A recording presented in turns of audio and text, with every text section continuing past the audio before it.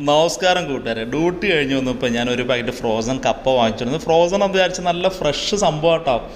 ആ പൊട്ടിച്ച് വെള്ളത്തിലിട്ട് കഴിഞ്ഞാണ്ടല്ലോ നല്ല ഫ്രഷ് കപ്പയാണ്. ഒറ്റ വിസിലിൽ നല്ല വെണ്ണ പോലെ വേവും. എനിക്കൊന്ന് ശ്രീലങ്കയുടെ കപ്പയാണോ സംശയമാണ്, ഞാൻ പാക്കറ്റ് നോക്കിയിട്ടുണ്ടായില്ല. അപ്പോൾ ഇന്നലത്തെ മീൻകറി ഇരിക്കുന്നത്, അതുകൊണ്ടാണ് മെയിനായിട്ട് കപ്പ വാങ്ങിക്കാൻ കാരണം. അപ്പോൾ കപ്പയും മീൻകറിയും കൂട്ടി കഴിക്കാനൊരാഗ്രഹം.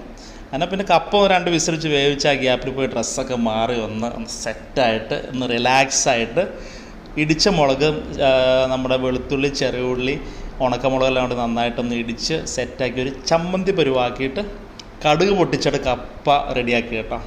ഭയങ്കര അത് ചുമ്മാ കഴിക്കാം, കറിയില്ലാതെയും കഴിക്കാം കേട്ടോ ഈ കപ്പ റെഡിയാക്കി കഴിയുമ്പോൾ.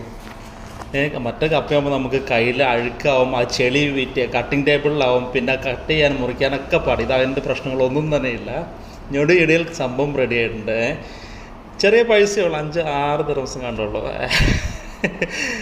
മോനിത് കാണുമ്പോൾ തന്നെ വായിലുള്ള പറയണം. അപ്പോൾ നല്ല ആസ്വദിച്ച് ചോറ് കാര്യങ്ങളൊന്നും ഉണ്ടാക്കാൻ നിന്നില്ല. കുറച്ച് ഡയറ്റും കാര്യങ്ങൾ ഫോളോ അപ്പ് ചെയ്യുന്ന സമയമാണ് ഇപ്പോൾ, അതുകൊണ്ട് പിന്നെ ചോറ് കുറച്ച് മാക്സിമം ഒഴിവാക്കിയായിരുന്നു. അപ്പോൾ കപ്പയും മീൻകറിയൊക്കെ റെഡി ആയിട്ടുണ്ട്. മോനെ മാഷാല്ലാ, ശരിക്കും ഞാൻ ആസ്വദിച്ച് കഴിക്കണോണ്ട് എൻ്റെ മുഖത്തെ എക്സ്പ്രഷൻ പിന്നെ അല്ല, ശരിക്കും ആക്ടിങ് അല്ല, നല്ല ടേസ്റ്റ് ഉണ്ടായിരുന്നു. നല്ല ആസ്വദിച്ച് എൻജോയ് ചെയ്ത് കഴിച്ചു. അപ്പോൾ ഫുജേറയിൽ വന്നാൽ കഴിച്ചിട്ട് പോവാം.